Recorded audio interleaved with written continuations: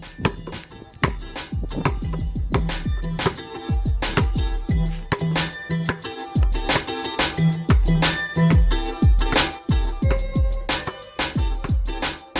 Hoop Heads Podcast is brought to you by Head Start Basketball.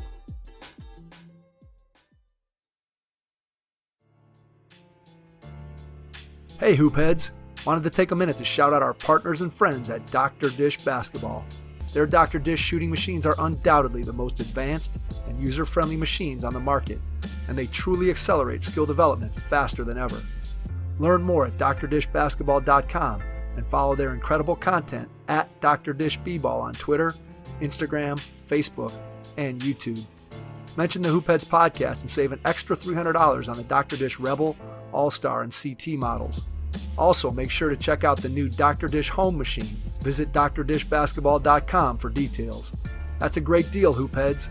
Get your Dr. Dish shooting machine today. Hi, this is Asim Rastogi from Essential Coaching, and you're listening to the Hoopheads Podcast. Prepare like the pros with the all-new Fast Draw and Fast Scout. Fast Draw has been the #1 play diagramming software for coaches for years. You'll quickly see why Fast Model Sports has the most compelling and intuitive basketball software out there. For a limited time, Fast Model is offering new subscribers 10% off Fast Draw and Fast Scout.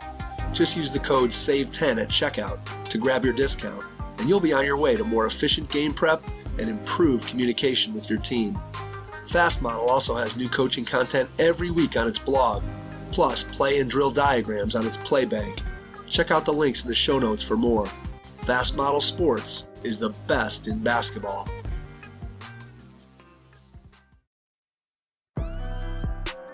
Coaches, do you have a point guard or leader you're going to be counting on next season to run the show for you? Don't leave next season to chance. Thousands of coaches send their players to a point guard college camp each summer to learn to think the game, lead a team, and run the show. Your players will be smarter, better leaders, and better equipped to foster a championship culture next season in practice and in your locker room. I've seen firsthand how PGC camps have had a huge impact on players and coaches that I know, both on and off the court. You can go to pgcbasketball.com to find a 5-day, 4-night camp near you. That's pgcbasketball.com. Reframing failures is not letting them dwell on failing at a new thing that they're doing, not letting them dwell on the negative of a new skill that they're acquiring, but highlighting the good things that they did, highlighting the fact that you didn't get it this time, but we're still standing here. There's still 10 minutes on the clock, and I don't have a full sweat on right now, so we're going to go again. And it doesn't matter. Nobody's watching. Nobody cares. It's just you and me and the basketball. Ido Singer just completed his 3rd season as an assistant coach for the UNC Greensboro women's basketball program. Singer previously served as the head coach of the NAIA school Fisher College from 2016 to 2017, the head girls basketball coach for the Mass Huskies AAU program from 2015 to 2016, and as the director of operations at UMass Lowell for the 2014-2015 season. In 2013, Singer was the women's basketball assistant coach at Nichols College in Dudley, Massachusetts. He also served as the head coach of Heschel High School in New York from 2009 to 2012. In June of 2011, he founded an elite basketball skills development service, IdoBasketball, that has conducted over 100 skill clinics in New York, New Jersey, and Massachusetts. Singer played professional basketball from 1996 until 2003 for Maccabi Tel-Aviv in Israel, as well as a few other teams. If you're looking to improve your coaching, please consider joining the Hoopheads Mentorship Program. We believe that having a mentor is the best way to maximize your potential and become a transformational coach. By matching you up with one of our experienced mentors, you'll develop a one-on-one relationship that will help your coaching, your team, your program, and your mindset. The Hoopheads Mentorship Program delivers mentoring services to basketball coaches at all levels through our team of experienced head coaches. Find out more at hoopheadspod.com or shoot me an email directly, mike@hoopheadspod.com. Our roster of shows is growing, so don't forget to check out all our other podcasts on the Hoopheads Pod Network, including Thrive with Trevor Huffman, Beyond the Ball, the CoachMaze.com podcast, Players Court, Bleachers and Boards, The Green Light, Courtside Culture, and our team-focused NBA pods, Cavalier Central, Nuck If You Buck, 305 Culture, Motor City Hoops, X's and O's NBA Breakdown, Spanning the Spurs, LA Hoops, Daily Thunder, The Wizards Hoops Analyst, Lakers Fast Break, and At the Buzzer. We're looking for more NBA podcasters interested in hosting their own shows centered on a particular team. Email us info@hoopheadspod.com if you're interested in learning more and bringing your talent to our network. Grab your notebook before you listen to this episode with Ido Singer, women's basketball assistant coach at UNC Greensboro. Hello and welcome to the Hoopheads Podcast. It's Mike Klinzing here with my co-host Jason Sunkel. And tonight we are pleased to welcome to the podcast the assistant women's basketball coach at the University of North Carolina, Greensboro, Ido Singer. Ido, welcome to the Hoopheads Pod. Thank you so much for having me. I'm fired up to be on right now.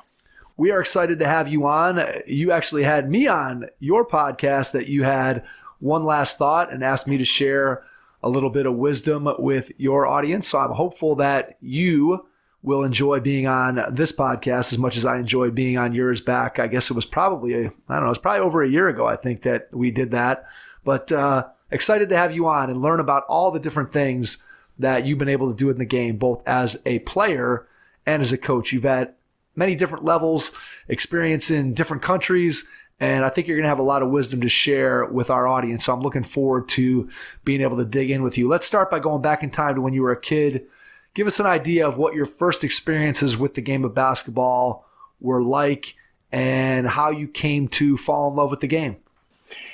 All right, that's a good question. I actually got a chance to tell this story to the person that got me into basketball. So I'm originally from Israel, so I was born and raised over there. I'm in my early 40s, so it's a while back, and I was walking around. I was young. I think I was about 7 or 8 years old. And I was walking around and someone had dropped a Patrick Ewing rookie card on the floor, on the ground. And I looked at it and it looked like it was coming out of a silver bullet, him really long, getting ready to dunk.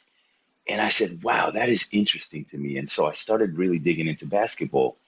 And I asked my mom to take me to this basketball class that was happening at the local Y that we had near my house. And I always like to tell this story. My first claim to fame was walking onto to a basketball court in the middle of a random practice when I was 7 years old, receiving a pass, taking about 15 steps without a dribble and throwing the ball over the backboard. So, but that was all prompted by me picking up a Patrick Ewing card. So fast forward 20-something years, I was working as a bouncer in a New York bar in between going to school in New York and then picking up my first coaching job. And I see Patrick Ewing and his buddy walking down the street. So I completely leave my post and I run across the street. I'm all out of breath because I haven't been, doing anything in years. But I come up to him and I shake his hand and I tell him this quick little story. And he lights up. And it was absolutely one of the coolest moments of my life, being able to tell Patrick Ewing himself that I picked up his rookie card when I was 7 years old, and he was my inspiration for playing basketball. So I guess that's kind of my story of falling in love with the game. Not a bad inspiration. Patrick Ewing back in the day, when you think, it's kind of amazing when you look back at how basketball has changed and the fact that Patrick Ewing spent 4 years as a player at Georgetown, and we all felt like we knew him almost personally by the time he got to the NBA. You had seen him and been with him for so long. And it's one of the things I think that has made college basketball, especially on the men's side, so much different today than it was back then, where you kind of had these teams of freshmen would come in, and there was the Ewing era Georgetown Hoyas, and there was the Chris Mullen era St. John's Redmen, and there was the Pearl Washington era Syracuse Orangemen, and there was the Michael Jordan, James Worthy, North Carolina Tar Heels, and just all these different iterations of these teams that now in the college game you just don't have. And I know that when I think back to that time of college basketball, I think back fondly on those years of being a college basketball fan. It's interesting that just, again, the randomness of it being a Patrick Ewing card and then the randomness of you seeing him on the streets of New York City and getting an opportunity to share that with them. That's a really cool story. All right, so you go from there and you get inspired. And obviously your first steps out on the basketball court as a 7-year-old weren't necessarily successful other than getting you indoctrinated into the game and probably just the beginning of getting you hooked on it. So as you start to dig deeper into basketball, what does it look like growing up in Israel in terms of your exposure to the game and how you went about learning the game of basketball as a player? It was fun. I mean, Israel is, if you're looking at Eastern Standard Time, Israel is 7 hours ahead. So anytime there was a basketball game on West Coast or East Coast, West Coast was much easier. It would usually be about 1 a.m. Israel time, and East Coast was 4 a.m. Israel time. So I would be waking up in the middle of the night to watch NBA games because you couldn't watch it back then. It wasn't, on demand. There was no YouTube. You'd have to either wake up and watch it at 4 a.m. before you go to school and get in trouble with your parents and just, ask for forgiveness better than permission, or you just don't watch it. And so you have to read it on, in the paper. So I fell in love with studying the game live, with, getting up early in the morning and sacrificing something for my personal development, for my love of the game. And that really bruised something inside me, something that's really deep, a deep connection with this game as a kid. And in Israel, it's the second biggest sport after soccer. So from a very young age, I was playing and I was doing all kinds of things. I was playing outdoors. I was playing on basketball teams. I was just playing in school. It was just nonstop, constant basketball. And I couldn't get enough of it. And I just really loved to train. I loved to get better. I knew right away I didn't have a lot of talent. I wasn't the most athletic person. I always joke around that I could never really jump over an iPad. So, there's another thing you and I have in common, I'm right there with you, buddy. Mike always jokes at basketball camp that he's gonna. I always joke that he's gonna dunk it, and then he jumps and touches the bottom of the net. So that's pretty much what Mike does. Yeah, that's about as high as I can get. So, Mike, I don't have to jump to touch the bottom of the net, but that's okay. There you go. But yeah, I just loved working hard at something that I fell in love with, and so that started at a very young age, and it just kept growing from there. All my friends played basketball, and I just started getting better and better and moving up the ranks as I was getting older. And it just became much more than fun. It became an obsession. It became something that I just wanted to get better at every day. I was living that old adage that if you're the best player on the basketball court, you got to find a new basketball court. So I was always driving around trying to find a new competition. I played a lot of 3-on-3 when I had some time after school. And as soon as I was done with homework, sometimes even before I did homework, I would be out there playing and running scenarios from the game that I just saw last night. I was dribbling back and I was posting up Akeem Olajuwon. I was trying to get him with the dream shake, and I would practice it over and over and over again. And in my head, I'm counting back and I'm imagining that I'm on a basketball court in the NBA. And it was an obsession, but I loved it so much. And I just couldn't get enough of it. What was the balance between playing and you practicing the game on your own? How much time were you spending just on a court or in a gym by yourself working on your skills versus how much time were you spending playing pickup basketball? I played pickup basketball every day for at least 2 to 3 hours. When I was in high school was when I was playing the most intense schedule for basketball. So I was playing on the youth team. So every basketball club in Israel, and it's the same way in Europe, most clubs like that, every professional club will have their feeder clubs anywhere from the grassroots level and all the way up to these like U18. So you just go up the ranks as you get older. And if you're good enough, you stay with that club or you move up to better clubs. I was fortunate enough to be at the youth club for Maccabi Tel-Aviv, which was the number 1 team. And so my schedule became crazy when I was 16 years old because I was playing on that youth club. I was playing for my high school team. I was playing for like a pre-national team.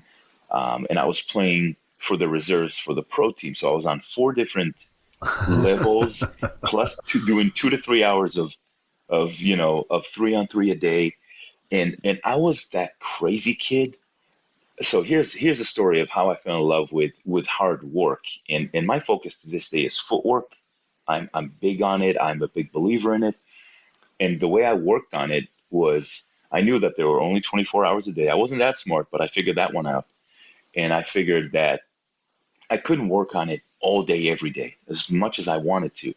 So I found a creative way to get my footwork reps in. And I used to always walk to school, and it would take me about 15 minutes. But I decided that I was going to rep my footwork on the way to school. So Monday and Wednesday on the way to school, I would do front pivots only. So it took me close to 45 minutes, but I would literally front pivot one way, front pivot the other way to get to school. That's Monday, awesome. Wednesday. Yeah. So Monday, Wednesday was front pivot and then back pivots on the way back, or reverse pivot or inside pivot, whatever, some coaches call it different ways. And then Tuesday, Thursday was combination day. And then Friday was free for all. I would just do some crazy stuff and I would try and do my latest moves and things like that. And kids would look at me and laugh. But a year later, when I was 17 years old, signing my first professional contract, it wasn't funny anymore. But I got hundreds and hundreds of hours of repetition of my footwork before I even got to school. So I became so much better than most of the kids in my area, in my age group, that much quicker, just because I found a creative way to get my reps in. That's really a cool story. I don't think I've ever, obviously you've heard the Pistol Pete Maravich story of him carrying a basketball everywhere he went and dribbling and riding his bike and all those kinds of things. I have never heard of anybody pivoting their way to school. So that's a new one. That's a new one on me. That's a good one. I'm going to have to share with. I'm going to have to share that with some of my players, maybe even my own kids. See if I can convince them to. Maybe I can get them to at least pivot through the living room. I don't know if I can get them to pivot all the way to school. That's a really good story. I think it's interesting. Tell us a little bit more about the European club system and how that impacts in your mind player development. Because one of the things that we hear all the time is that our system of basketball here in the United States, it's backwards. There's too many games. There's not enough training. There's obviously a better way. Europe is better fundamentally than we are here in the U.S. So just maybe give us a little bit of a background on what the Israeli system was like when you were coming through it, and then how it compares in your mind to the way we bring players up here in the United States. I think, first of all, I think there's so much more talent here in America than there is anywhere else in the world. Right. So I feel like the European model has no other choice but to do it this way, because if you don't double down on skill development, you will never be able to play with the big boys in America. So I think it's out of necessity. It's also something that they truly believe in. And so with the clubs that I grew up with, you would have an A team and a B team for the same age level. And so if you're on the B team, you're really fighting hard to get to the A team, because if when you're associated with your pro club, you're never going to get a contract if you're on the B team. So you're always trying to move up, move up, move up. There's constant skill work. There are two-a-days every day. You would come in the morning, you do a lot of skill work with your coaches, and then you go to school. If you're lucky enough, you'll be able to do that early in the morning if your club has the resources. Thankfully, Maccabi had them, so I was able to go in there early, sometimes 6 a.m., and just get a quick workout till 7:30, go home, take a quick shower, get to my 8:30 class in the morning. And then when you're done with that, I go home, eat some lunch, go take a little nap, and at 4 o'clock I'd be out there again training. And so you do two-a-days if your club has the resources, but if not, you're still working hard, and it's not so much of a games focus. It's more of a skill development focus. They're really trying to isolate what you need to work on, what they feel you're going to be, what's going to be successful at the next level, and they just double down on it. And games are secondary. There's no AAU. I'm not sure if that's the way it is right now, but there's definitely no AAU when I was growing up. And it was all about, you train, you train 5 days a week, you play 2 days a week, if you're lucky, or maybe once a week, and that's it. And there's never another game. That's it. Were you living at home at this point? And were there players that were part of the club that were away from home? No, the club is kind of central to the middle of Israel. It's central. It's middle of Israel. It's Tel Aviv. So people, players from the area, and sometimes from maybe an hour away, would just commute to come in and train. But yeah, I was living at home. Gotcha. All right. So as you move up each one of the levels, and obviously that funnel gets smaller the higher you go, and you get to eventually the level where you're going to have an opportunity to play professionally. What does that look like? What's the feeling when you sign that first professional contract? Maybe take me through what that was like for you personally, and then maybe what it was like for your family. What kind of conversations were you having with your parents at that point? And just give me an idea of what that first iteration of becoming a professional player was like. Well, I had a great support system. My parents were always supportive. I always had shoes on my feet. And even though we didn't really have money, we're not coming from any kind of money or anything like that, but I always had shoes on my feet, and I was always at practice on time, and they figured out ways to make sure that me and my sister would have everything we needed to be successful. So, all the support, all the glory goes to them first. For that support. But as soon as I signed that contract, I looked left and I looked right, and I'm like, is this for real? Is somebody really going to pay me to do this? Because I would have done this for free. I mean, I know it's a tremendous opportunity, and I knew it at the time. I was just humbled by it. It was some sort of validation to the fact that hard work does pay off, but it's also a reminder that now you're one of so many good players, and I never really considered myself a good player. I just considered myself a harder worker than you or whoever it is that is in front of me. I was just going to outwork everyone. So I never really felt like I've arrived. I just felt like, oh no, I have not arrived. I just have to work 3 or 4 times as hard right now, because everybody I'm going to be facing is going to be better than me. There's no doubt. So I had to figure out ways to be better, to work harder, to find ways to be creative, to find ways to be quicker, and figure out ways to beat the better players that I'm going to face day in and day out. It was humbling, but it was also a wake-up call, and it was more of a reality check. Do you use that lesson with players that you've coached over the course of your coaching career and talk to them about how hard work maybe helped you to overcome what your perception was a lack of maybe natural athletic ability, for lack of a better way of saying it? Do you use that lesson from your own life with your players that you've coached over the course of your career? All the time. Every day. Every single workout. I keep telling them that I had no business playing professional basketball. None. There were thousands of kids that had better talent than me, that had better physical abilities than me. Everything. They would have it on me 10 times. But they didn't outwork me. They never really had the commitment and dedication that I had. And they were not willing to do what it takes. And I think that's one of the biggest separators among people who are successful at any field and any level is, are you actually willing to do what it takes? Once you figure out what it means to be successful and what it actually takes, are you really willing to put in that kind of work and to put in that kind of dedication and to do it day in and day out? And I was ready to do it, and I was excited and fired up to do it. And I think once people get to a certain level, if they don't have that kind of fire, they're just not long for that profession. And so I use that with my players all the time. It's like, you have talent. You have more talent right now than I've ever had. But I'm telling you right now, if like that old Will Smith story, if we both get on a treadmill, I'm going to die before I get off that treadmill. You're not going to outwork me. Yep. Even at 40, 41 years old, you're just not going to do it. So yeah, I use that all the time.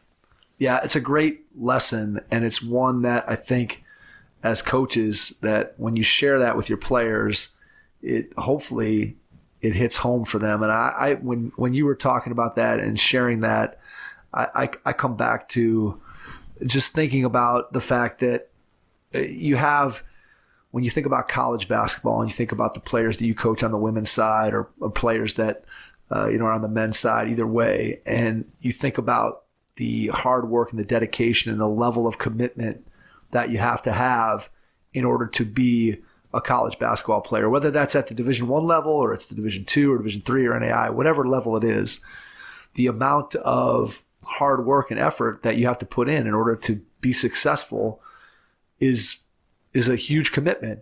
And I think about a lot of the players that you see at the youth level on the AAU circuit. You think about high school players, and a lot of times I look at some of the players that, you see their parents and they want their kid to play basketball in college, and they spend so much money and time and energy and effort to achieve this goal. And then part of you wonders if they're not wired the way you were, which is to try to get the maximum out of your ability. And I think I was wired, I never pivoted my way to school, but I was wired in a very similar way to the way that you were wired, Ido.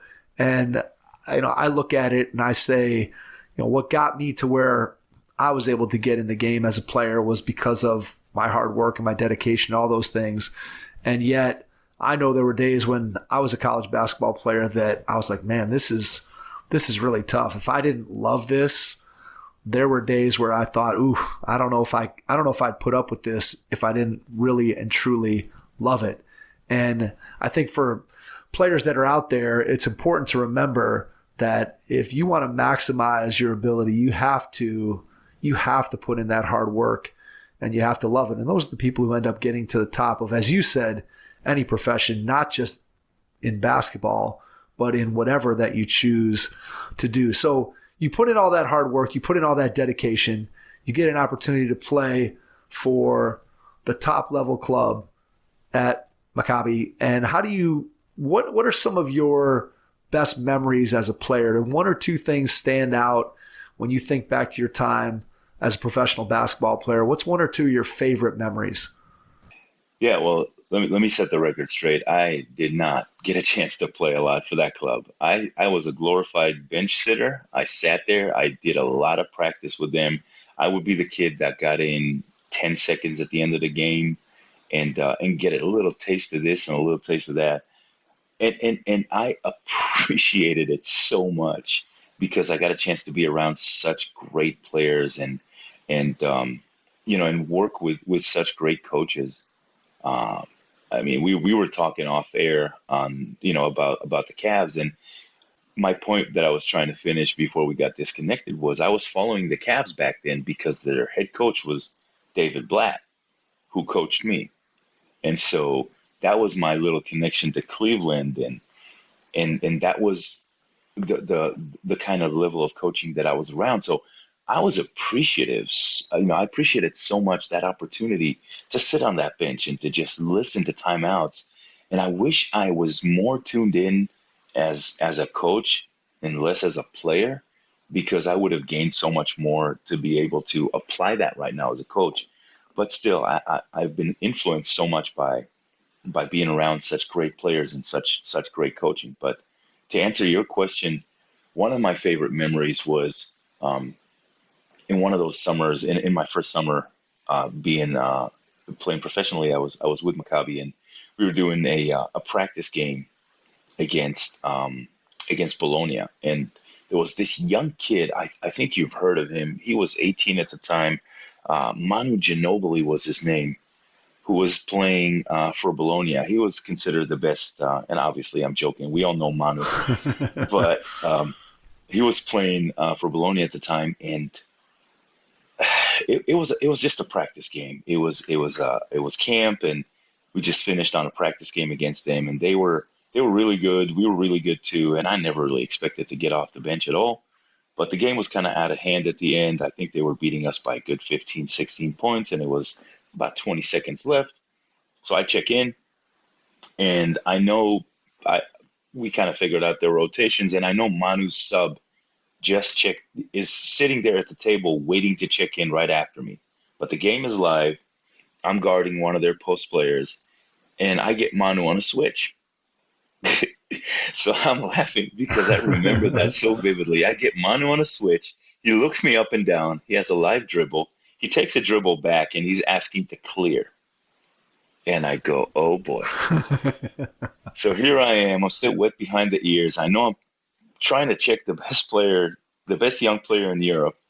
And you guys all know about the sham god, right? So yep, absolutely.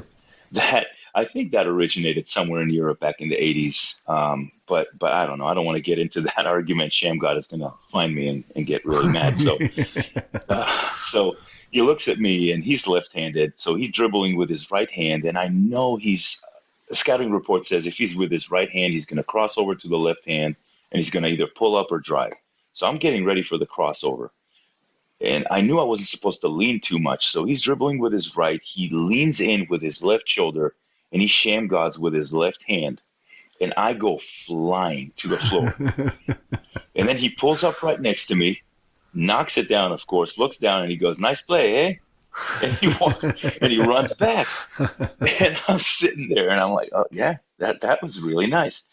So that is hands down one of the coolest stories and things that I will take away with me. But yeah, for a glorified 22nd player, I think that was pretty cool. That's very cool to be able to get out onto the floor with players of that caliber and to have memories of playing against guys like that. And I know during my playing career, I had opportunity to play against some guys that played in the NBA. And it's just, again, you try to measure yourself. If you have some pride and some ego, you try to measure yourself against those guys. And, I'll still have people that occasionally ask me, my own kids will sometimes say, Dad, how come you never played in the NBA? And I'll always say, well, I wasn't good enough. And it ultimately, that's really just what it comes down to. You just, you try to maximize the ability that you have. And then you look at some of the abilities that NBA players and guys that I was around, that I played against or that I knew, and those guys just have an unbelievable wealth of talent, and then they maximize that talent. And, you talked about how hard you worked and you maximized what talent you had. Just imagine if you had been blessed with more talent, what you could have done. And that's what guys who are in the NBA that are blessed with that talent, and then they also combine that with the work ethic and the determination and everything else that you had. And that's really what sets them apart and makes them so special.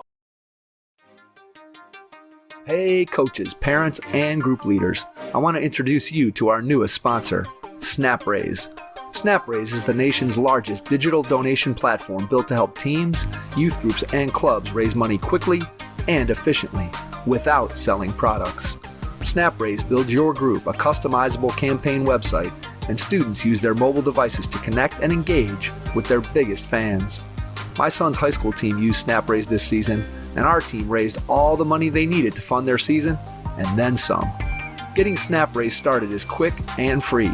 Just visit snapraise.com, and you'll get connected to a local SnapRaise expert in no time. I want to ask you, this is a question that is, I'm just curious for my own, I don't know if anybody in our audience is going to care about this question one ounce, but on a personal level, being from Cleveland, when the Cavs hired David Blatt, he was hired pre-LeBron returning to the Cavs with the idea that David Blatt was going to coach a rebuilding young team. And then obviously LeBron decides to come back to Cleveland, and that all changes. And David Blatt's reputation coming over from Israel to the United States was that this guy was a tremendous coach, X's and O's, being able to relate personality-wise. And yet he got here and for whatever reason didn't mesh with LeBron and obviously didn't last nearly as long as many people thought he would. When they hired him, I'm always a fan of hiring coaches who are new as opposed to somebody who's already had 6 jobs in the NBA and you're just bringing them back and you already know what they are. So I was excited when David Blatt got hired simply because I thought he could bring some new things and some innovation. So tell me and the 10 other people who care about David Blatt and what kind of coach he was and what you enjoyed about being a player underneath him. He is incredibly smart. I mean, the guy played for Pete Carrill. So speaking about somebody who, we're talking about somebody who learned the Princeton offense from the originator of the Princeton offense. Right. And then took it in all of his experiences and was able to modify that to the modern player back in the early 2000s at the highest levels of Europe. So he is incredibly smart. He's got a million plays in his back pocket. He has wrinkles on top of the wrinkles that, lead into other wrinkles. He can out X and O any coach in Europe, and he is really good. He has a really good feel for the game. He makes really good adjustments. They're on point. I am not qualified enough to even assess how he does what he does. I mean, I wouldn't even try. What I will say, though, when they hired him, I was a little afraid that it wasn't going to work, not because he wasn't a good enough coach, not at all, but because he is very demanding. He doesn't round any corners. He's just like, he knows what success looks like. He coaches players really hard. It works in Europe because in Europe, the coach is, God, basically. And especially when you reach that level of coaching, when he's one of the top 10 coaches in Europe, what he says goes. But when you go to the NBA, the players are in control. And so if you have enough players turn against you because they don't like to be coached this hard, it becomes an issue. And I don't think for 1 second LeBron walks into that locker room and David Blatt is looking down. I think he looks him straight in the eyes and he is trying to let him know respectfully that, we are here to win together, but this is my team. And I just did not have a good feeling about that. But I think he's one of the best to ever do it in Europe. I think he would be a great fit in the NBA as an assistant coach. But as a head coach, I just don't think it would be a really good fit. I think Messina was really good as an assistant coach in the NBA, and he would have been a really good head coach because he's not that intense. Kokoshkov over at the Suns a couple years ago is intense, very good X's and O's guy, really good with the guys, but just I think the intense coaches from Europe, it's not a good fit with the modern NBA player. So that was my worry, but he is phenomenal. He's one of the best ever. It's so interesting to hear you say and describe how different guys can have success in different places. Because when I think about what makes a great coach, I think a lot of times it's matching up the coach with the right level or the right league or the right gender, whatever it might be, where you might have a coach who is a tremendous coach as a junior varsity basketball coach. And maybe they wouldn't be very good working at the college level, or maybe they wouldn't be very good working with third graders, but at their level, they are an outstanding coach. And I think there are some coaches, again, that are just built for the college game, or better built for the pro game, or better built for a particular type of player. And the great coaches obviously all make adjustments, but I do think that we all have our strengths and our weaknesses and the places that can best utilize our talent. Just like a coach's job is to put players in the best position to be able to utilize their talent. I think in a lot of cases, and when you think about David Blatt, that's really what when I think back to him being here in Cleveland, I think about a guy who, again, had a tremendous reputation in Europe coming over here. And as you said, it just, for whatever reason, didn't work. It wasn't the right fit for him. It's not that he wasn't a great coach. It was just, it wasn't the right fit for him. And I think that that's something interesting when we think about ourselves as coaches in our career and trying to find the right pathway. You have some coaches who have been tremendous high school coaches who move up to the college ranks and continue to have success. You have other guys who are like, I would never want to move up to the college ranks. I love being a high school coach, and this is the level where I'm meant to be. And I'm sure, as you know, there are great, great coaches at every level of basketball. It does not matter. You can find tremendous middle school coaches. You can find tremendous high school coaches, college coaches at all levels. And it's just interesting to me that, you find your niche as a coach, and you find what groups or what age levels that you like to work with, and that allows you to maximize your ability as a coach without any question. And you've obviously had some different experiences at different places. When did coaching come on your radar? Because you mentioned that while you were playing that you wish you had maybe spent more time thinking about the game from a coaching perspective. So that maybe leads me to believe that coaching really didn't get on your radar until you started to see the end of your playing career on the horizon. So just talk to us about how you came to coaching. Yeah. Also, to the last point, I think if your name is Brad Stevens, you could coach at any level and just be phenomenal. I think this guy can coach. He can coach bobsledding and still be just as amazing. So, yeah. But for me, I would say when I was done playing, and I was done at an early age, I was about 23 years old. I just realized I was too short for my position, and I was just not good enough to play in the NBA. And if I wasn't good enough to play in the NBA, I just didn't want to play anymore. And maybe it's a little petty and silly, but I just felt out of love with playing the game, a little disillusioned. So decided to move to the States and go to school. And I moved to San Diego. I liked the weather. I liked the place. And I went to school there for a couple of years. And then I moved to New York, and I was going to be closer to family. And I was just kind of drifting a little aimlessly and didn't really do anything with basketball for a few years. And so when I was closer to 30 years old, I just realized something was missing in my life, and I wasn't really going in the direction that I wanted to go. I just wasn't loving going to work every day. And so I was thinking, and I said, I really love basketball. Obviously, I can't play anymore. I think coaching is really important, and I think it's a great job. And I've always enjoyed some of the best coaches that I was around. So why not give that a shot? And I just started coaching at the lowest levels, coaching with different small club teams and coached middle school girls my first year of coaching. It was amazing. Big Apple City champions of 2013 or something like that. I don't know.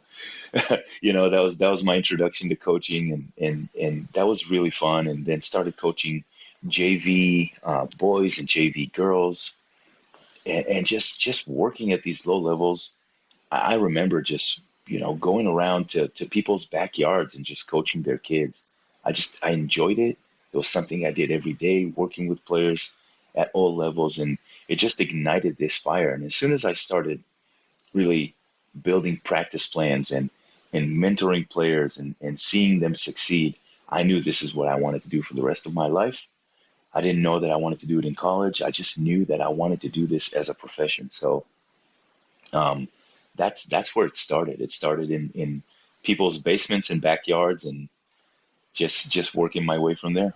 How did you learn what you were going to teach as a coach? When you go into somebody's backyard or you go into their driveway to work with them, how were you putting together the workouts that you were doing with those players? Was it just from your playing experience and things that you had done? Were you at that point starting to look for coaching mentors, reading? How are you getting the things that you were putting together for your players? Where was that coming from? I think all of the above.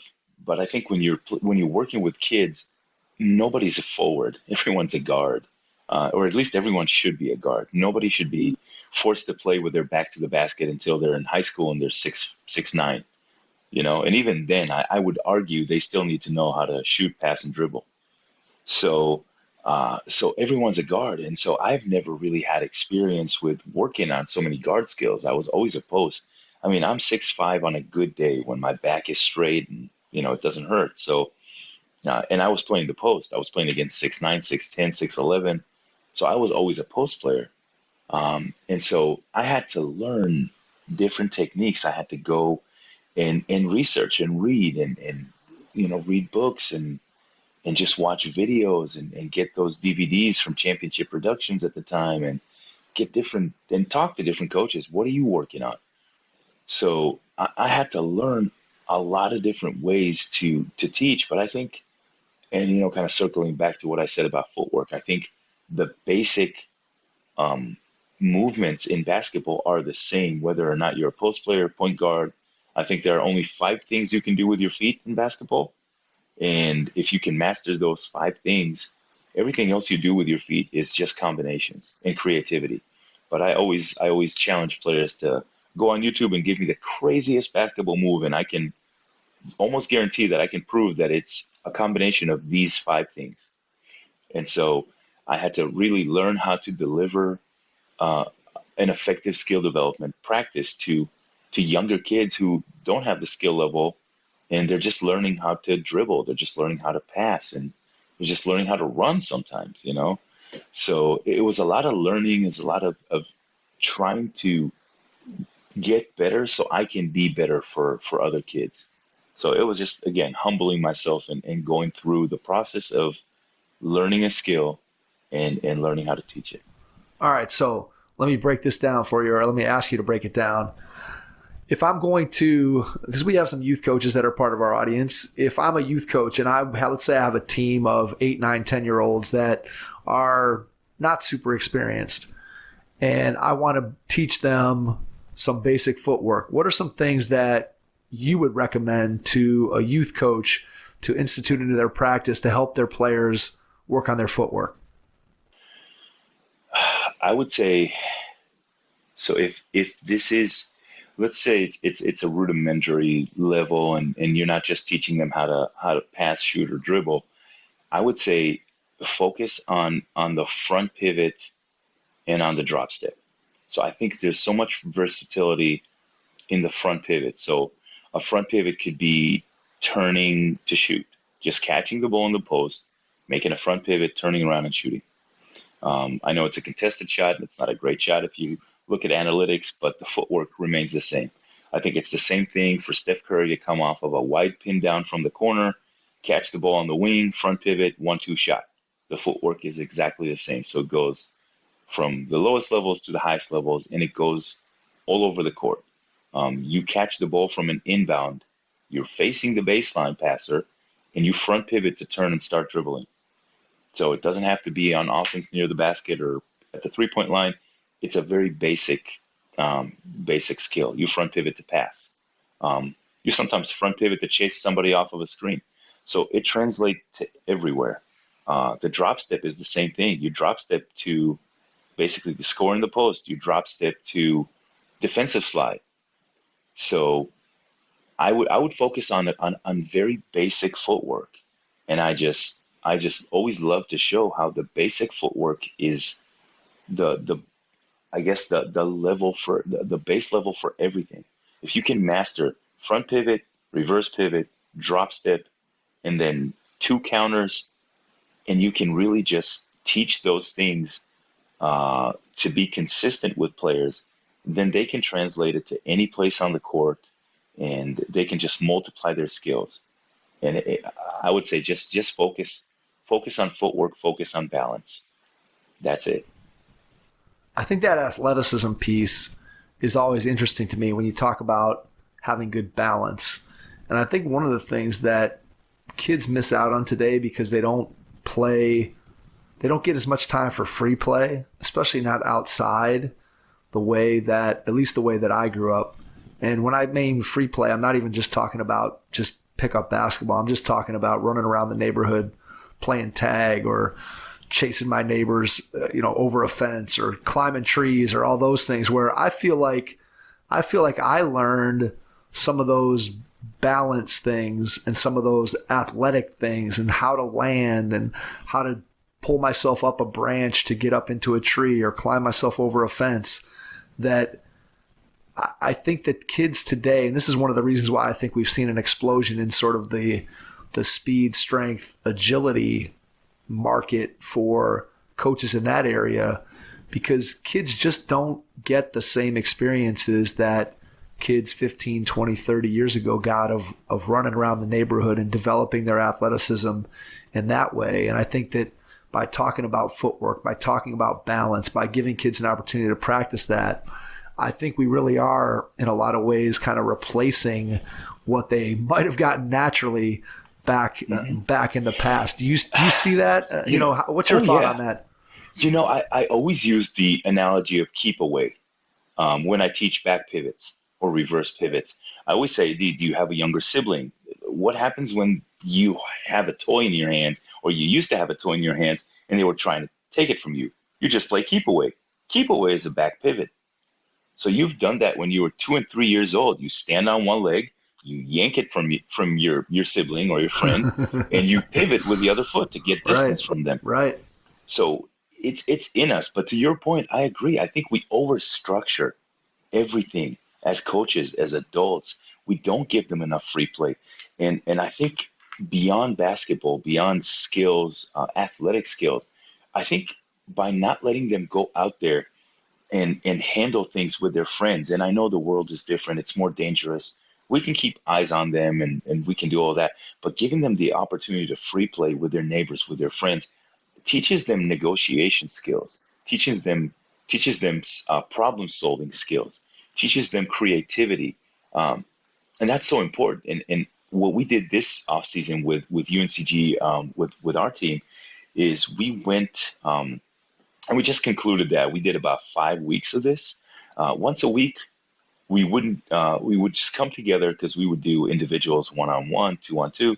We would come together and we would do 3-on-3, and we'd give them 3 different starting scenarios. Maybe it's a wide pin down, and then we play from there, and we just give them a limit on dribbles, and that's it. 10 minutes, you have to call your own fouls. You have to shoot the ball. If you're arguing the call, you got to shoot for it. And they started it became intense. They started coming up with creative things, and they were teaching us things as we were watching film on that. And I'm like, we don't do enough of this. We don't give them the credit for being creative. We overstructure it. We tell them how things are instead of telling them these are the things you need to focus on, and everything else is up to you. You are creative. You got to come up with ideas. And when we challenge them to do that, but we give them a strong framework to work out of, we can be really amazed by what they can do. I think the creativity piece is something that really strikes me as an interesting concept to try to figure out. How do we instill more of that in our players? And I think that the challenge is that when you were growing up, or when I was growing up, and you were playing 3-on-3 pickup basketball back in Israel, or when I was on my driveway when I was 7, 8, 9 years old, or when I was at the playground when I was 14, 15 years old, there was nobody there watching me who was trying to critique my game. Now, there was people that I was playing with who were older than me that would point things out and say, hey, you should do this, or, you have to fit in and play a role. If you're playing pickup basketball and you're 15 and you're playing with college players and adults and you start chucking up a bunch of shots, you're not going to be playing much longer. So you have to figure out how to play a role. But the point is that there's no parent, there's no coach that's there that's inhibiting you from trying new things and from being creative. And I know one of the things that I always used to love to do is, if I was playing in a game with better players, my role was different. And if I was playing in a game with players who maybe weren't as good as me, then I would challenge myself and say, hey, I'm only going to drive with my left hand, or I'm only going to shoot jump shots in this game, or this game I'm not allowed to take any shots outside the paint. And I would put these little, again, constraints or challenges on myself. And that always, I think, helped me to develop my all-around game and my creativity. And players today, every game that they play, at least here in the U.S., games that they play, and this is on both the men's and women's side of the game, they're playing in AAU basketball or travel basketball where they're with a team, they have a coach, their mom and dad are in the stands, there's a referee with a whistle, there's a scoreboard, and so it's always performance-based, and there's never an opportunity for it to be process-based, like what you were describing that you guys just finished up doing, where you're giving kids an opportunity to just go out there and experiment. And so I'm always heartened when I hear coaches, again, at all levels, giving their players an opportunity to kind of figure things out for themselves, because to me, that's the best way to develop intuitive basketball players, and intuitive basketball players, in my mind, are the best basketball players. I agree. And I think the problem is it's because it's a it doesn't result in, but it's the end here is the result, not the process. So creativity comes from confidence. You don't have confidence if everything you're doing is scrutinized against the result, not against development.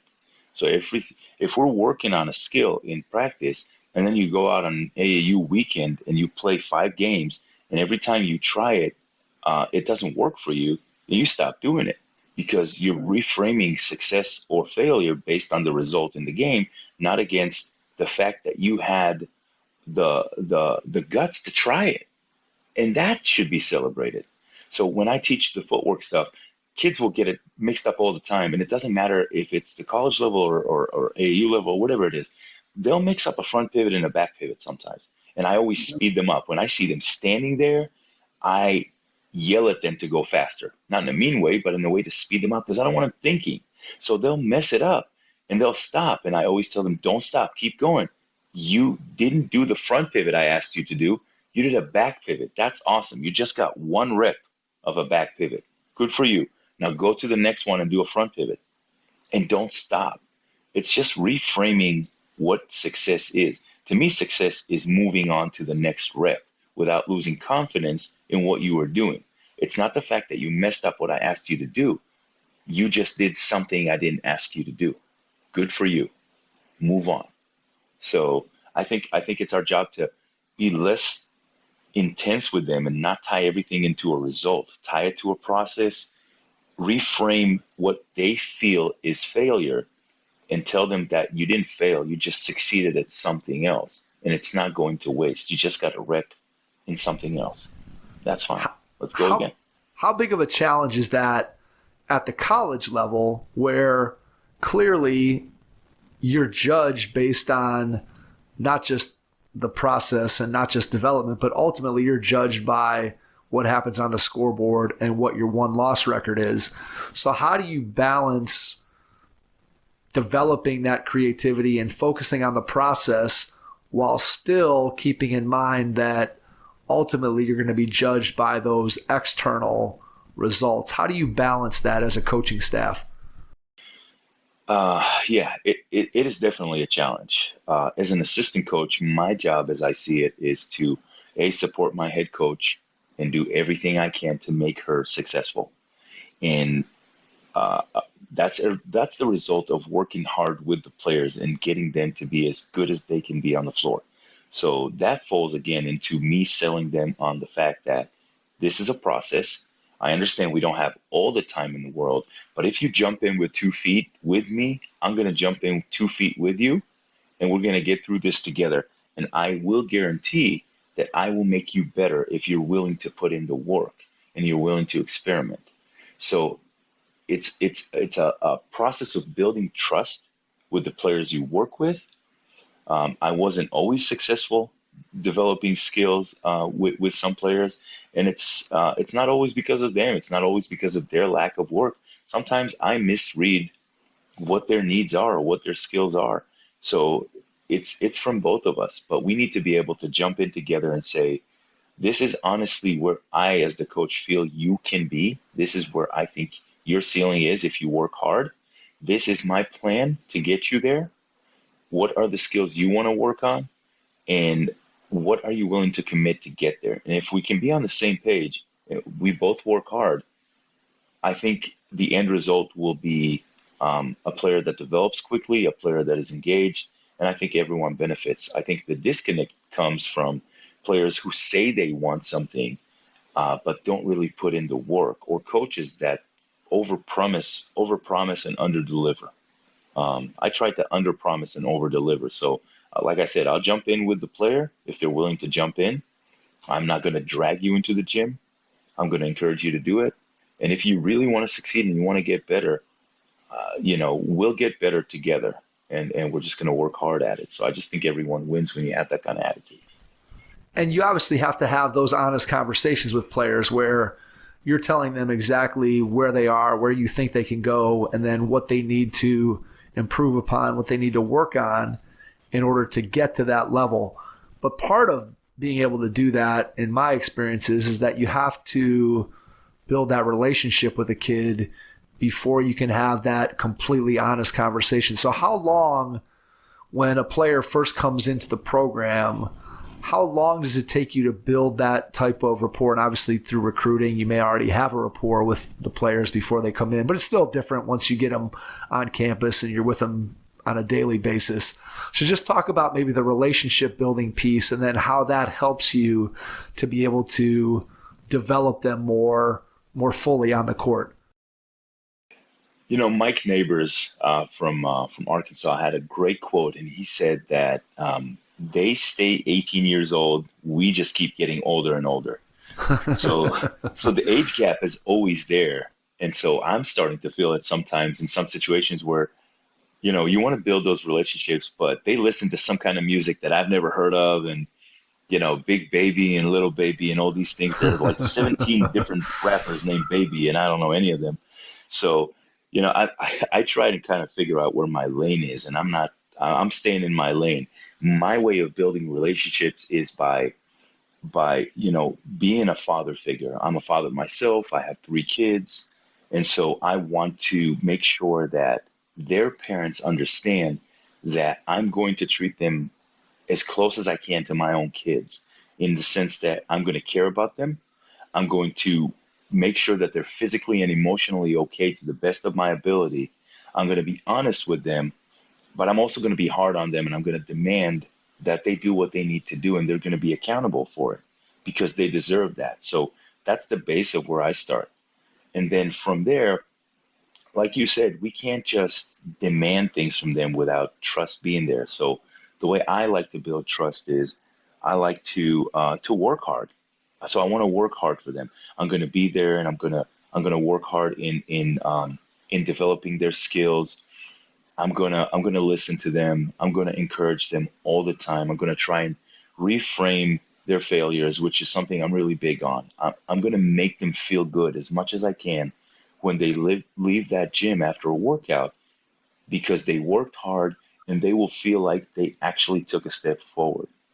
And I celebrate so much of what they do all the time, whether it's on social media or I'll make a big deal out of something that they accomplished. So if, we have a 6'3" post player, she came into the program, and she was more of a defensive minded player. She still is. She wasn't very skilled offensively. So we're working on a lot of different things right now, but what we're narrowing it down to is 1 or 2 post moves and her ability to shoot a 15-foot jumper. So the other day we're doing 3-on-3, and she couldn't go to the post move that we're trying to do, which is just a drop step to the middle, drop step to the baseline, taking your defender in and then taking her to the baseline. She kept going to this runner that we don't really work on that much because it was easier to do. And if she fumbled the ball, it would be acceptable because she had so much defense on her. But that wasn't acceptable to me. So we just kept pounding, hey, go to your drop step, go to your drop step, go to your counter. And when she did that the other day, and she did that against a really good defender and had her fly by, and she went on an up and under, I was screaming up and down, running around like a crazy person. Let's go! And you just hype them, and you make them feel good. And that's what I do. If you do the smallest thing that we work on, if you even attempt to do the littlest thing that we work on, I am going to make you feel like $1 million, and I'm going to embarrass you doing that because I'm one of those people. But I think they know it comes out of love and it comes out of caring. So this is how I pour into players. This is how I try and build trust. I'm there for them. I care for them. I demand some things from them, and then I celebrate the crap out of them when they do well. And I try and reframe their failures. I'm just there for them. So that's kind of my process of doing it. It doesn't always work with every player. Some players I didn't connect with, unfortunately, but that's just the only honest way I know how to do it. Explain what you mean by reframing their failures. I know you talked about it briefly a minute or two ago, but just give us a little bit more of a deep dive into what you mean by reframing failure. I don't let them dwell in their failure. So if a player is working on a new skill, so again, I'll go back to my 6'3". We call her Big Baby. So if she takes a jump shot, and we just started working on her 15-foot jump shot, so she's not allowed to be upset when she misses shots. If she takes a jump shot and it's an air ball and she looks down, I'll just look at her funny. I'm like, why? No, it's a new skill. I don't care. I'm not even watching your shot. I'm watching your feet. I'm watching your elbow. I'm watching your snap, your wrist. That's all I care about. And when she shoots, I stand behind her, and I will say good when I feel like the release is good, regardless of the result. So I'm trying to frame the process prior to the ball hitting the rim, because she needs to hear what I think and connect it to what it feels like, to do the right thing. So when she misses a shot and she gets upset, I keep reminding her that I said that was a good shot when it left your hand. So you can't be upset when the shot didn't go through the hoop. It's not going to go through the hoop all the time. Michael Jordan didn't have 50% field goal percentage. Who are you? So you can't be upset. You're going to be lucky to have a 40% of your jump shots from 15 feet hit in a game. You should have 50 something percent around the ring because you're 6'3" and you're a beast. But for jump shots, you should be happy with 4 out of 10. And you're just learning this skill. So reframing failures is not letting them dwell on failing at a new thing that they're doing, not letting them dwell on the negative of a new skill that they're acquiring, but highlighting the good things that they did, highlighting the fact that you didn't get it this time, but we're still standing here. There's still 10 minutes on the clock, and I don't have a full sweat on right now, so we're going to go again. And it doesn't matter. Nobody's watching. Nobody cares. It's just you and me and the basketball. That's it. So, just you can't dwell on these things. You just got to keep going. Nobody's going to care. And I'll go back to that story of the footwork stuff. When people were looking at me funny and thought I was a complete crazy person, and then nobody laughed when I signed my first contract.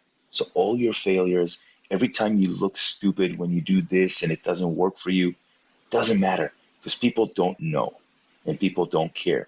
And the ones who are laughing at you when you're making a mistake are the ones that don't have the guts to step forward and try it themselves.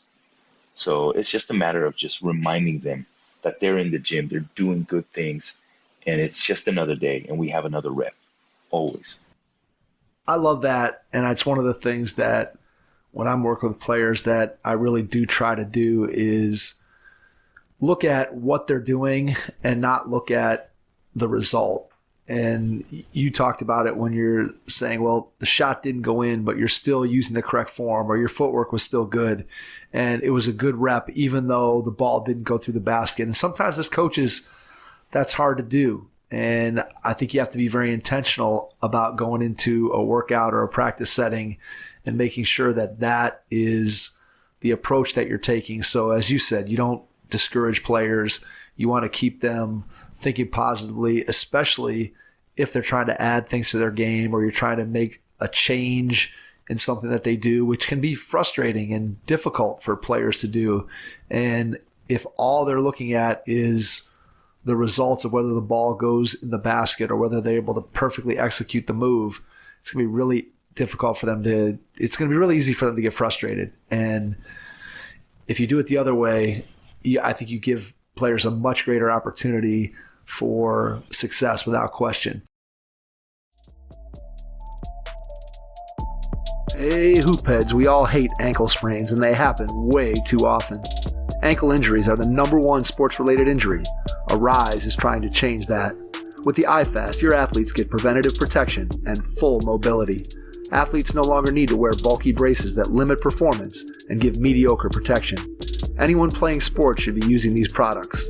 Keep your athletes in the game. Don't wait for them to get hurt to take action. Visit www.arise.com/team pricing to learn more. That's ARYSE.com.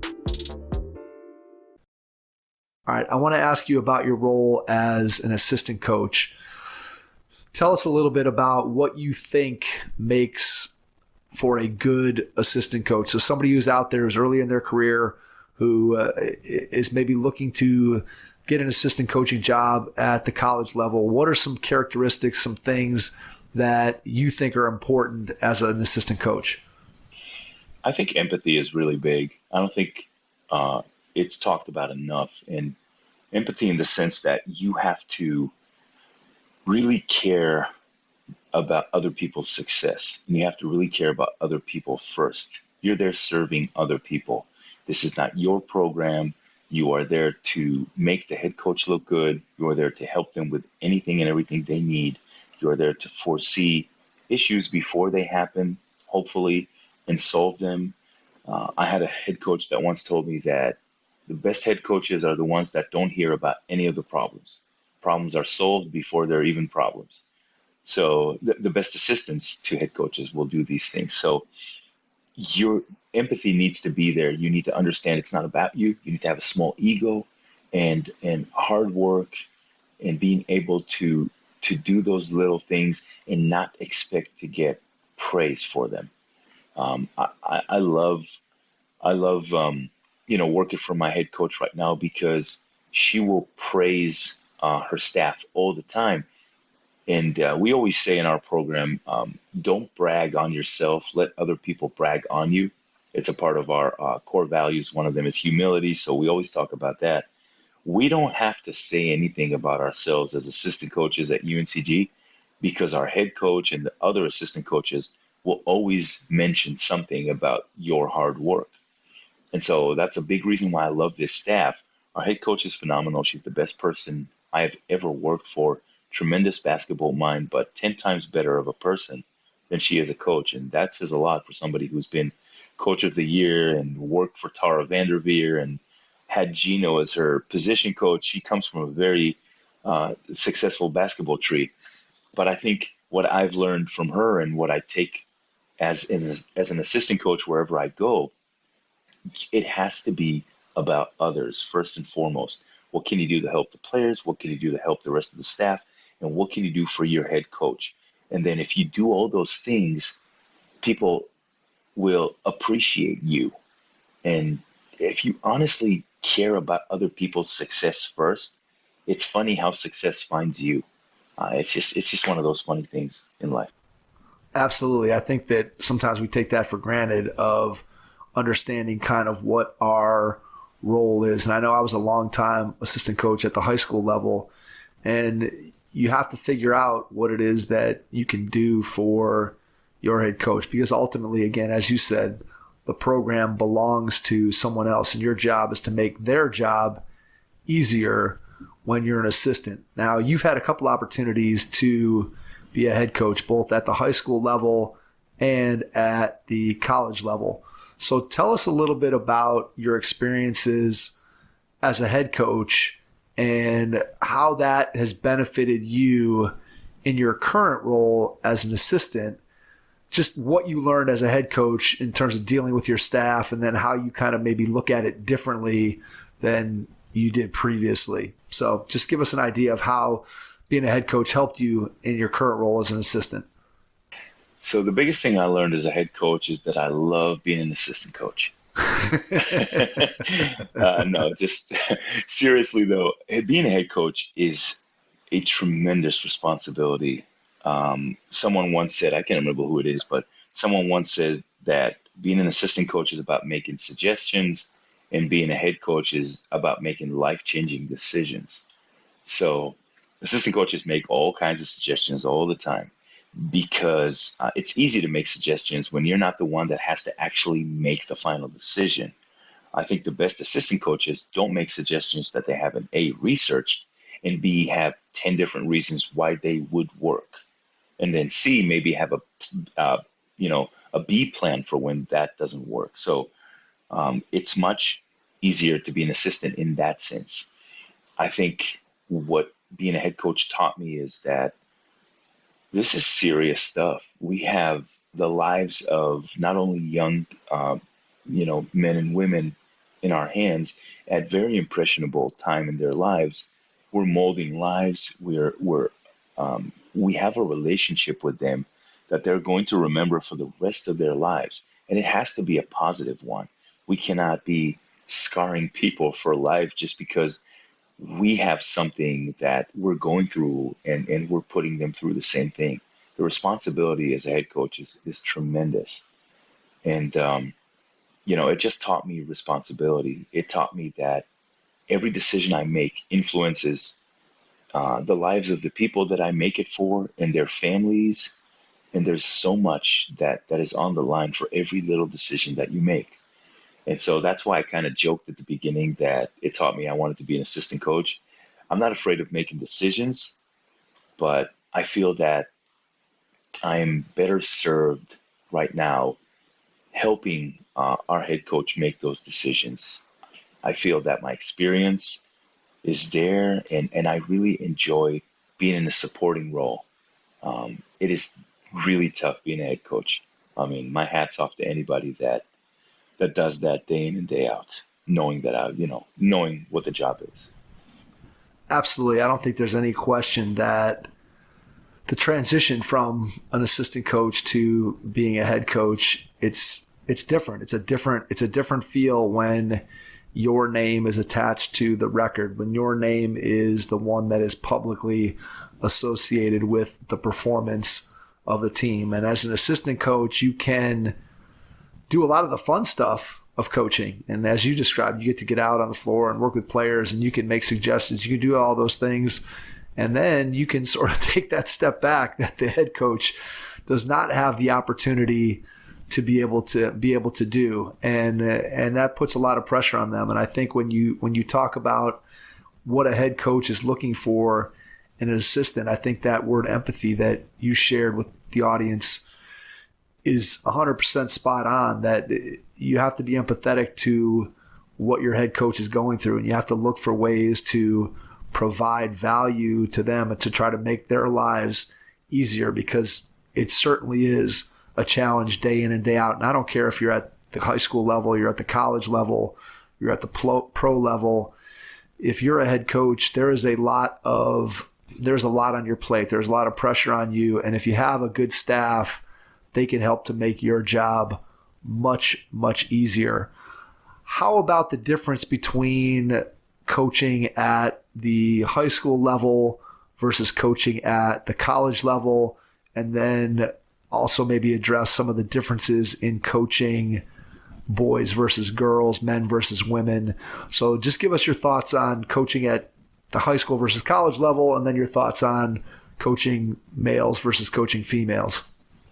I loved coaching at the high school level. It was some of the best years of my life, and I wish I knew more about coaching when I was at the high school level, because I would have served my team better. I was still learning, still cutting my teeth in this profession. And man, I experimented so much at the high school and middle school level, but I loved it. It was the biggest part of me falling in love with coaching, because it was such a raw relationship. I mean, these kids are going through puberty. They're going through high school, which is hard enough as it is. And then we're putting them on a line for suicides, which I will never do again as a coach, but I used to do then. We're putting them on the line and doing all those things, and there's pressure, and all of a sudden the girls are in the corner watching them, or the boys are in the corner watching the girls, and it's such a raw time in their lives, and I just loved it for everything, for all the hardship and all the good times. So I thought high school was fun. It's also, I mean, obviously the level is much lower, but I think it made me a better coach, because I had to figure out ways to make them successful in places that they may not have had any business being, on the court and doing different things. So it definitely made me better. I love coaching women. I coached boys a little bit at the high school level, and it was fun. But as soon as I started focusing more on the women's side, for some reason, I just felt a bigger connection. I think it has a lot to do with growing up with women in my house. I mean, my father died when I was 17 years old, and I was the only man in the house with my mom and my sister. And I've always been around women. Even right now, I'm outnumbered. We have 3 women in the house, and me and my 3-year-old boy. So we're definitely outnumbered. If you count the dog, there are 4 females in the house. So I've always been outnumbered. But maybe that's why my connection on the on the women's side is so strong is because I've always been around them and I was able to connect. And I think on an emotional level, I'm able to better connect with them. So it just became a natural thing. Um, I just, I feel, I feel a connection with the game, but I felt a stronger connection on the women's side. And then transitioning to college, I just love the elevated skill level. But I think what I realized is they're all still kids. They're all still learning. I think again with the footwork stuff, it's a very quick thing to humble them with, is to show them 5 things and show them how they're maybe possibly can get better at them, or they're not doing them well enough, or how they can be better at this even at the college level where they think that they've arrived. Some of them do. So I just, again, love working with players at all levels. I've enjoyed high school immensely. And when the level became a little higher in college, I still found ways to challenge myself, challenge them. Man, I'm just a basketball junkie and I just I can't believe they're paying me to do this. It's unreal. All right, where do you go? Where do you go to learn? What are your go-to sources, people, mentors? If you want to get better in your personal life as a coach, as a human being, where do you turn to try to improve yourself? See, we should have started with that because this There could you go. be it This could be a whole 1 hour. podcast, right? Yeah, It could I be hear a you. whole. I am not kidding. I'll tell you this. I have over 4,000 titles on an external hard drive of different clinics and things like that. But that's not even the biggest source. So YouTube is an unbelievable resource. And at this point, I have a subscription list, and I'll be happy to share it with any coach that wants to learn about X's and O's, about different philosophy. Anybody that wants to share it, I'll obviously leave my contact info at the end, and you can reach out to me. I'll share it with you. But at this point, I'll have anywhere between 20 to 50 different items ping on my YouTube, which I will save into playlists. And there are anything and everything that have to do with basketball clinics, X's and O's, video breakdowns, anything that you can think of, philosophy, interviews, they're all there. So I have this YouTube collection. I also have a list on Twitter that are just X's and O's, different philosophy. You're on there. A lot of other coaches are on there. So I'll have all of these things that I save into my notes, and then I'll put them in other places. It's all categorized. I just go to anywhere and everywhere. I talk to coaches all the time. I watch clinics. I have a list of full games that I'm sitting through right now and just breaking them down, putting different notes to them, trying to learn. I do a lot of European basketball breakdown right now because I just love that game, that style. So I just go anywhere and everywhere. And there are so many free resources out there that, people's heads will spin if they really dug into it. So I'm happy to share all of these different systems that I have and resources with anybody that wants to learn. It's just, there's not enough time.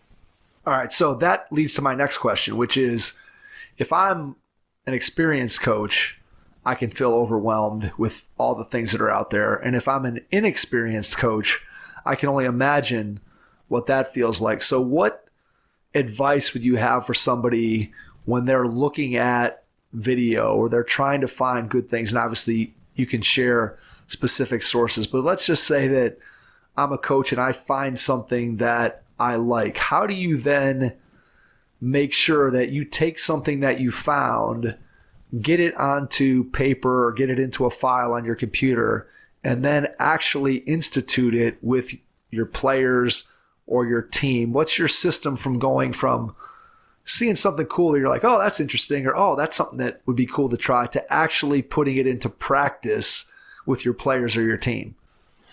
So as an assistant coach, again, I make suggestions. Right. I have to critically look at everything that I find and really say, will this work for our personnel? Is this something for UNCG or is this something for my personal playbook? And it could be for both. I encourage every coach to find. So Kevin Eastman says success leaves footprints, right?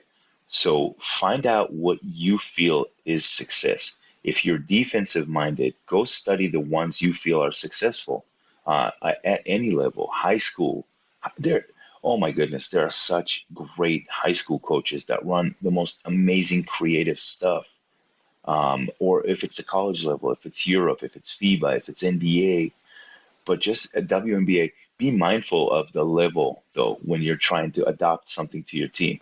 But I encourage every coach to figure out what they see as success and then go study those programs, those coaches, those teams.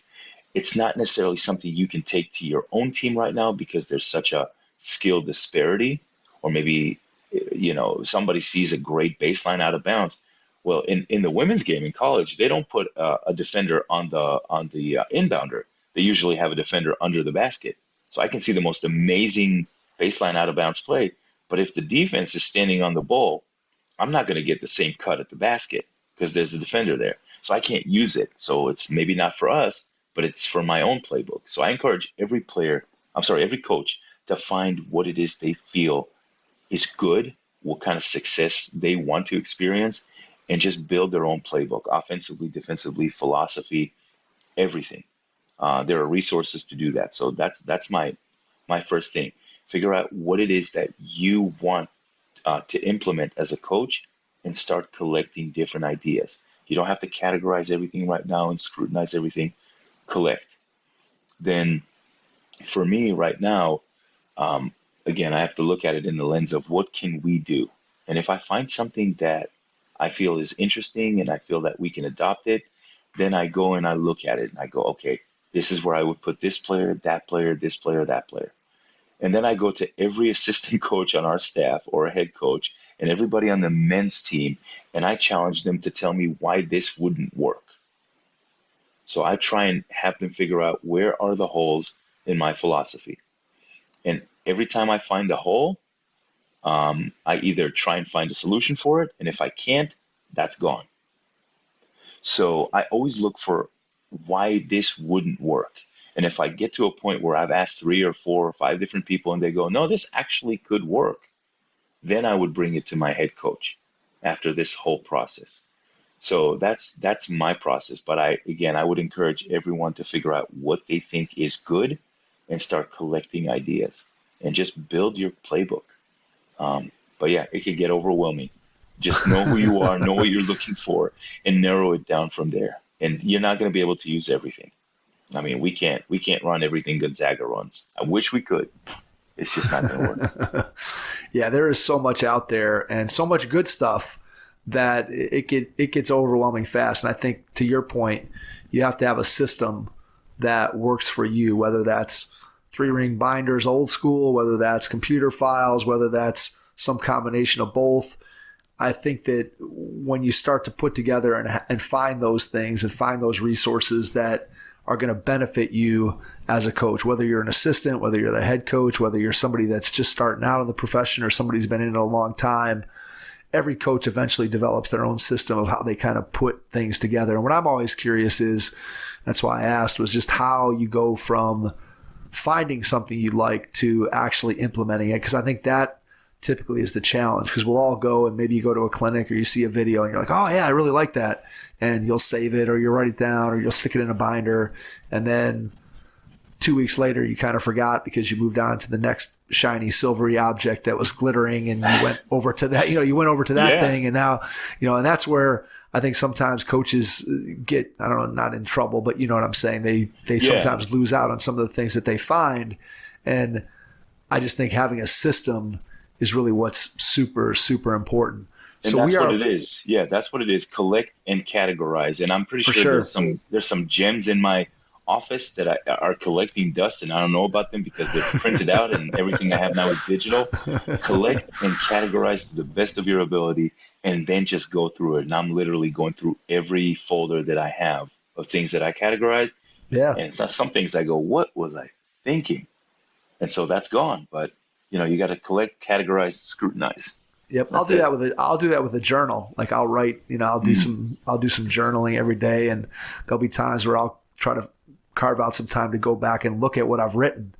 And sometimes you go back and you're like, oh, what was I thinking there? But at the same time, sometimes you'll go back and you'll say, oh man, that was a great idea. I was super enthusiastic about that. How come I never followed through? And then it just brings you back to something that could end up being important. I know I've done that where I've circled back to ideas that had been laying dormant for a month, 2 months, 6 months. And just by circling back through the journal, I'm able to kind of bring them back to the forefront. And it does a lot of good for me, both in my professional life and in my personal life, to have those things written down. And journaling's been really something that I've started doing in the last couple of years only, and it's really helped me just as a human being. Forget about as a basketball coach. It's just helped me in my life to, again, get things out of my brain and onto paper where I can go back. And the key is circling back, and I guess that's the point that I'm trying to make here.